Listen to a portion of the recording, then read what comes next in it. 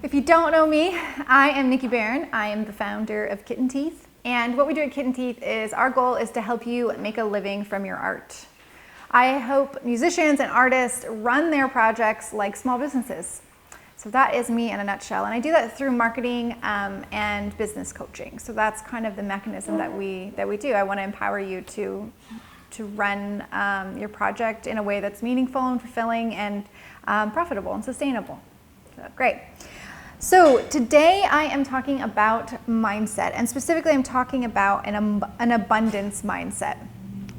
And the reason I want to talk about an abundance mindset is because I give a lot of tips and tricks and strategies that you can try, but sometimes the thing that is holding you back is maybe not knowing the exact social media calendar you need, or maybe it's some other marketing technical thing.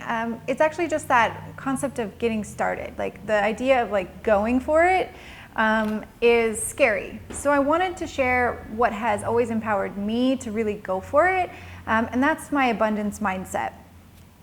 So a mindset can be thought of as like a lighthouse. It can be thought of as a route. It's what pulls you into yourself. It really centers you. It's a framework or a guideline. And this is so important because when you're in, and I love this saying, but when you're in the thick of thin things, you really have this foundation and stability that you can rely on when maybe you're not going to make the decisions that are easy or best for you because you're coming from a place of fear, or you're coming from a place of sadness or hopelessness. So this abundance mindset can give you what you need in those moments. And I know for me, whenever I show up in a situation and I'm not super proud of either how I treated somebody or the decision that I made, or things like that, I feel bad. It's like it will wake me up in the middle of the night. It'll be the thing that haunts me. So building a mindset that is intentional is going to help lower the amount of times that happens to you, because when you feel down and not your best, you have something you can rely on. So that's why I want to share with you my abundance mindset. So an abundance mindset is a mentality that you have this belief that there is plenty for everybody, and that's resources, love, relationships, wealth, opportunity, that there's not a limited amount of success in the world, and it's not just that you get this one little piece of it. So sometimes people will talk about this in a way using pie. So they'll be like, we have one big pie, and then you get one slice, and that's all that you can have. And if you want more pie, you have to go take it from somebody else. And that's not actually true.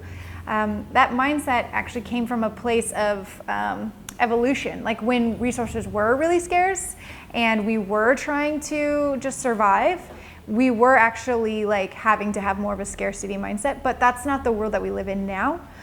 So it's really important that we stop coming from a place of instinct all the time and come from a place of intention. And that's what I love about an abundance mindset, is there's enough for everybody. So I developed this mindset early on, even though I didn't know what to call it. And I developed that because my mom is in sales, and she's always modeled that there's more opportunity out there, that you can, if you're willing to do the work, if you're willing to up your game, learn the skills you need, knock on the doors, ask until you get no, there's enough for everybody. And I think that's what made her such a good leader and a great sales manager and a great mom. And I give so much of my success I attribute to this mindset, because I'm not afraid to take risks and go for it. And a lot of people didn't have that model in their life. And so we have to go out and seek out those models. So hopefully I can help you with that today. So an abundance mindset, what's funny is that when you need an abundance mindset, it's usually in direct juxtaposition of your instinct. So if you're feeling hopeless, you might think, I should just lower my expectations and I shouldn't go for that because, I don't deserve it, or whatever it is. But in reality, you should actually go further. You should set your goal higher. You should never lower the bar. You should raise it higher, because you're going to surpass this bar that you set originally and get to this higher one, and you're going to be more than satisfied. You don't need to lower your expectations. You actually need to raise your expectations when you feel hopeless. Maybe you're feeling, frustrated in your band, or frustrated at the person that you're making, your partner that you're making this art with. Your instinct is to be like, forget this. I'm going to be super independent. I'm going to go it alone. I'm going to just make it happen. And you get into this hyper independent mode. But in reality, what you should be doing is going out and finding more partners and more collaborators, because you can't do everything yourself. So although you're frustrated by a partnership and you want to shut down and be singular, you actually need to open up and get more partners. So you're not just relying on this one person for all of your needs. You need to actually open it up and make it broader and wider. So that's, or if you're, another example is like, I hear from people like, oh, I go out and I try to network and I'm not getting anywhere and no one wants to talk to me and no one wants to hear about my project. And you think that you should just keep going and hitting the streets. Like, I just need to go and meet more people, talk more about my project. But in reality, the most magnetic people are the ones that listen. So don't talk more, listen more. So an abundance mindset is about that kind of concept of like, oh, I'm really afraid. My instincts are saying go like this, but you should actually go like this and open up. And that's a hard thing to do for most people because it's scary. It means vulnerability. But once you start getting vulnerable and just being abundant, you'll see it coming back like bigger than you ever thought. So I mentioned this a little bit earlier, but the opposite of an abundance mindset is a scarcity mindset. So another way to look at it is I call it a lack mentality. And it's that you believe that you are limited. You believe that you only get so much success. So it's important to understand that you're coming from a lack place. You want to get to an abundance place. So whenever you hear yourself saying can't, shouldn't, wouldn't, that's when you're in that lack mentality. So it's really important to have the language around the opposite of it. So abundance mentality, lack mentality. So the thing that I love about an abundance mentality above all of those examples I just gave you is that it gives you freedom. You're not restricted by anything. You can literally go for anything. Anything you're willing to do the work on, you can have and you can obtain. And there's no physical barrier between you and your success. It helps you play big. It helps you go for no. So there's this story I tell that my mom actually taught me. And it's the story of this salesman. So he gets a job in a suit store, and he's on his first day, and this guy comes in. He's like, "Oh, my wife, she left me. She threw my suits on the lawn, and they're ruined, and I need a whole new wardrobe." So he gets the guy one suit. He gets him 2 suits, 3. Next thing you know, he's got 5 suits, and he's checking out the guy, and then he goes to his manager, and he's like, "Man, did you see I just sold 5 suits to this guy?" And the manager is disappointed. And he's like, "I don't understand. Why are you disappointed? I just sold 5 suits." And he's like, "Did you ask him for a 6th suit or a 7th suit?" And the moral of the story is that he didn't go for no. He didn't keep asking this guy, "Do you want more suits?" He actually stopped this guy from buying any more suits. And because of his own limiting beliefs about himself. "Oh, I could only buy this many suits. That's a lot of suits. So this guy must also have this same limit." So when you have an abundance mindset, you just keep going until you just hit a wall, which never happens. You just keep going. So it's really rewarding mindset to have, and it'll definitely keep you away from some of these other things that we're afraid of, like codependency is a huge one that I see abundance mindset change for people. "Oh, I guess I'll stay with this person because it's the devil I know. I know this person and I know their quirks, and so I'll just stay here and be unhappy because this is what I deserve and I'll never find anything more." So I see an abundance mindset also helping in those situations. It's really applicable to everything, not just your career. It's just a way to approach life. So I love being very tactical whenever I do these. It can sound all great. You're like, "Oh, great, Nikki, I need to believe in myself," whatever. How many times have I heard that? So I'm going to give you a few tips that you can start doing today that'll help you build your abundance mindset. And the thing to know about an abundance mindset is that it's a struggle every single day. It gets easier as you go. It becomes less of a top of mind awareness type of thing. You don't have to think about it constantly. But those first months and years, man, you're just like always thinking about it. Everything you do, you're like making these little micro corrections to yourself. And so it feels very frustrating and can be discouraging, but just keep going and you'll see those successes coming back. So my first thing you have to do is actually realize that you can change your mindset, that you are in control of it. And you're doing that by watching this video. You wouldn't be watching this if you weren't interested in developing an intentional mindset. And once you know you can change your mindset, you can start picking out times that you are maybe not living with abundance. So you might ask yourself, am I reacting out of scarcity? Am I coming from a place that's like, oh, well, I better just hunker down here. I better just accept what's being given to me instead of going for what you want. The way that I test that in my life is, am I a little scared here? Like, is this thing I'm doing, like, am I a little afraid? If I feel safe, then I'm definitely in a scarcity mindset. If I'm just like, okay, this is what I'm used to, I know how to do it, live in here, feel comfortable, then that's the wrong way. I have to be a little scared, a little anxious, a little pit in my stomach, a little pressure in my chest. Now, I don't need to be freaking out, having a full-blown like panic attack, but I have to feel a little afraid.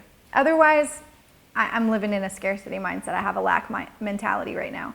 So that is how I test it. Am I a little scared right now? I also, anytime I say shouldn't, wouldn't, couldn't, can't, won't, I always correct it. And it's great because I see some of my friends and clients, they also do it. We'll correct each other. We'll be like, oh, don't say you can't do that or you won't do that. It's, we always help each other and we point that out to each other. And then once you help someone else, they'll do it for you. And then you guys can kind of like keep each other accountable to that. So if I say, oh, I should reach out to so-and-so about a show, I'll say, I want to reach out to them.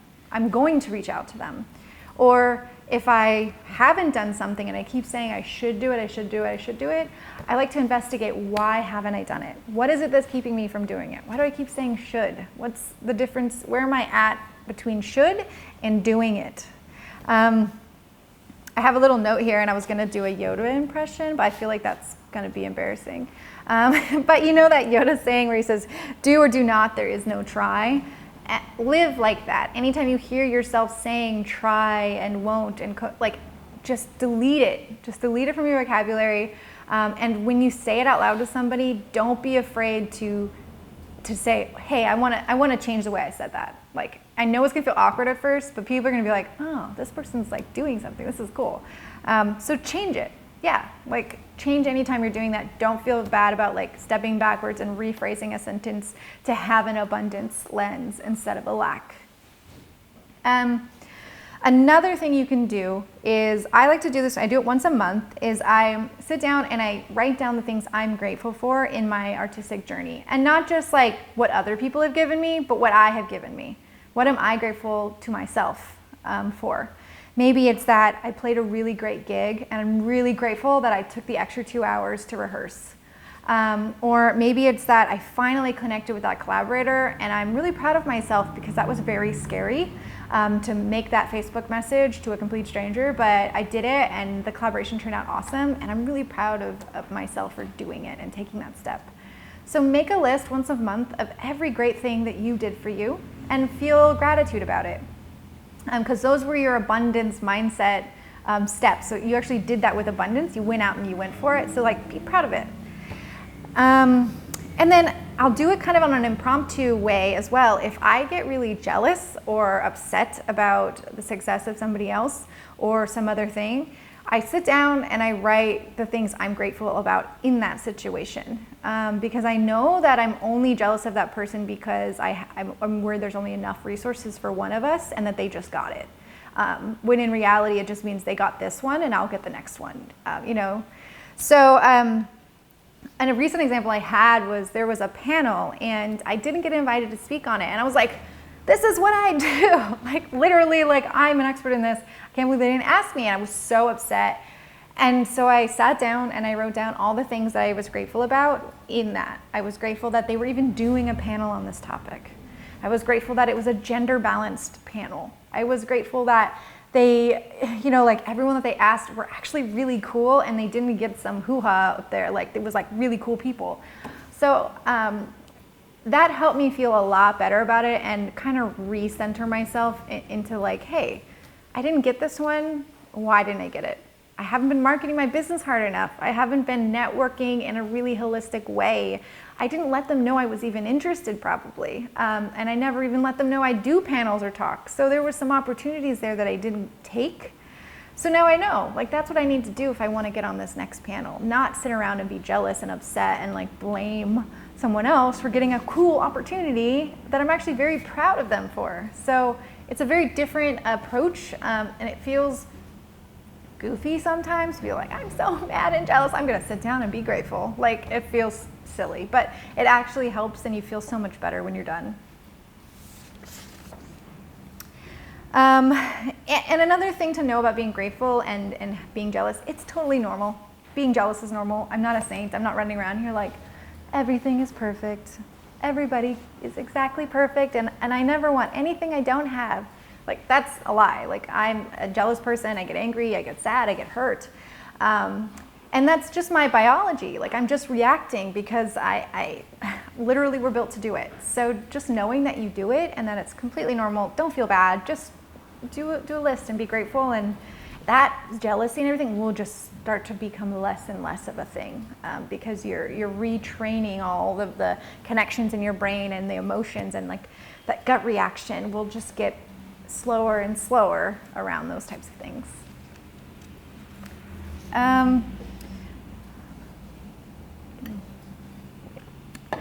So my next tip is open up your mind and open up your mouth, which sounds silly, but so when we sit down and we say, this is the goal, I want this, and we get singularly focused on it, what we'll do is we'll only see one path to get there. So then we're kind of going on this path and we're running, and we've got our blinders up and we're not seeing opportunity, opportunity, opportunity. So if this path doesn't work, we're just like, I'm a failure, I couldn't do it, whatever, because no, this path didn't work.